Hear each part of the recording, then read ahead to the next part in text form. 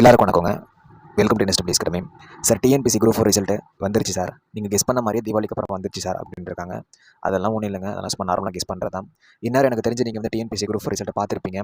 உங்களுடைய cut off என்ன, அதாவது உங்களுடைய மார்க் என்ன, உங்களுடைய ரேங்க் என்ன அப்படிங்கிறது எல்லாமே பார்த்துருப்பீங்க.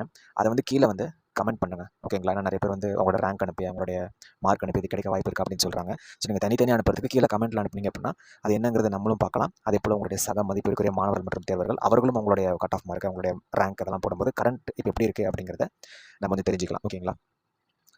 ஸோ நிறைய பேர் கேட்குறாங்க, இந்த ரேங்க், இந்த கம்யூனல் ரேங்க் எடுத்திருக்கிறேன், எனக்கு கிடைக்க வாய்ப்பு இருக்கா? சரி, இந்த ஓவரால் ரேங்க் எடுத்திருக்கேன், எனக்கு கிடைக்க வாய்ப்பு இருக்கா அப்படின்னு கேட்குறாங்க.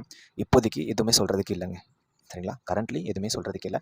இஃப் சப்போஸ் நீங்கள் கம்யூனல் ரேங்க் வந்து ஒரு 400 இல்லை ஒரு 500 கீழே இருக்கீங்க அப்படின்னா ஓகே அப்படிங்கிற மாதிரி சொல்லலாம், ஓகேங்களா? இல்லை நான் ஓவரால் ரேங்க்கு இப்போ கொடுத்துருக்கிற வேகன்சி, ஓகேங்களா, இப்போ கொடுத்துருக்கிற டோட்டல் வேகன்சிக்குள்ளே இல்லை அந்த அரௌண்ட் இருக்கீங்க அப்படின்னாலும் ஓகே அப்படின்னு சொல்லலாம். ஏன்னா இதில் நிறைய விஷயங்கள் இருக்குது, நிறைய ப்ரிஃபரன்ஸ் எல்லாம் இருக்குது இல்லைங்களாங்க. அதெல்லாம் போட்டு தான் என்ன அப்படிங்கிறது தெரியும். அது டிஎன்பிசி அடுத்த அப்டேட்டில் வரும்போது நம்ம கிளியர் கட்டாக தெரியும். இப்போதைக்கு நீங்கள் நல்ல ஒரு மதிப்பெண் எடுத்திருக்கீங்க, நல்ல ஒரு ரேங்க் எடுத்திருக்கீங்க அப்படின்னா சூப்பர், ஓகேங்களா? சூப்பருங்க.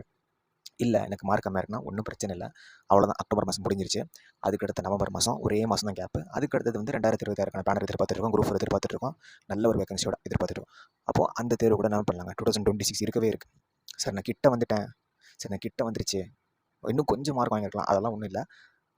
நீங்கள் பார்த்துட்டே இருங்க, அடுத்த எக்ஸாமினேஷன் வந்துடும். ஜஸ்ட்டு ஒரு ஒரு மோட்டிவேஷனாக சொல்கிறேன், வந்துடும், நம்ம கிளியர் பண்ணிடலாம், ஓகேங்களா? எதுக்கும் ஃபீல் பண்ணாதீங்க, ஓகே? எதுக்கும் ஃபீல் பண்ணாதீங்க. அதுதான் உங்களுக்கு ஃபஸ்ட்டே சொல்லியிருப்பேன், ரிசல்ட் வரது முன்னாடியே சொல்லியிருப்பேன். சார் ரிசல்ட் வந்து பயமாக இருக்குன்னு சொன்னாங்க. நான் சொன்னல, ரிசல்ட் வந்துட்டா எல்லாமே என்ன ஆகுங்க, டக்குன்னு ஒரு ரிலாக்ஸ் ஆகிடும், ஒரு ஃப்ரீ ஆகிடும். நல்ல மார்க் எடுத்திருக்கோம், அடுத்த கட்டத்துக்கு போக போகிறோம். இல்லை ஒன்றும் பிரச்சனை இல்லை, அடுத்த எக்ஸாமினேஷன் மேபி வர இருக்கிற குரூப் கூட நீங்கள் கிளியர் பண்ண வாய்ப்பு இருக்குது. அப்படி தான் நம்ம ஒரு பாசிட்டிவ் எடுத்துக்கணும். மேபி குரூப் 1 கூட எடுக்க வாய்ப்பு இருக்குது. குரூப் 4 போனால் என்ன, குரூப் 1 இருக்குது, குரூப் 2 இருக்குது, சொல்கிறதுக்கு இல்லை, யூபிஎஸ்சி கூட எடுக்கிறது வாய்ப்பு. இது மாதிரி ஒரு பாசிட்டிவ் எடுத்துக்கலாம், ஓகே?